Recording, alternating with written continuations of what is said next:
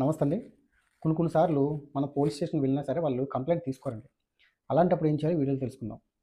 మనం పోలీస్ స్టేషన్‌కి వెళ్ళిన తర్వాత వాళ్ళు మన దగ్గర నుంచి కంప్లెయింట్ తీసుకోకపోతే దగ్గరలో ఉన్న పోస్ట్ ఆఫీస్ నుంచి ఒక స్పీడ్ పోస్ట్ ద్వారా కంప్లెయింట్ మనం పంపించుకోవచ్చండి.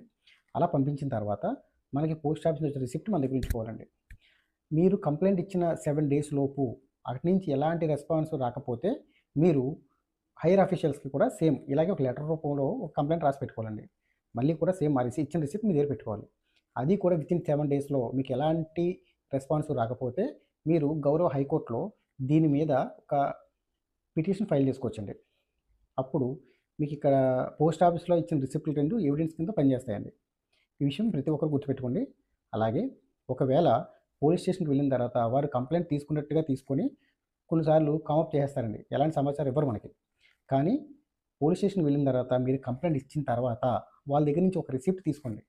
ఈ రిసిప్ట్ తీసుకోవడం వల్ల ఏంటంటే వాళ్ళు వితిన్ 1 వీక్‌లో ఎక్కడి నుంచి ఎలాంటి రెస్పాన్స్ రాకపోతే మీరు వారి మీద కంప్లెయింట్ ఫైల్ చేయడానికి ఈ రిసిప్ట్ అనేది ఒక ఎవిడెన్స్‌లా ఉపయోగపడుతుందండి. కాబట్టి ఈ విషయాన్ని ప్రతి ఒక్కరూ తెలుసుకోవాలని థాంక్ యూ.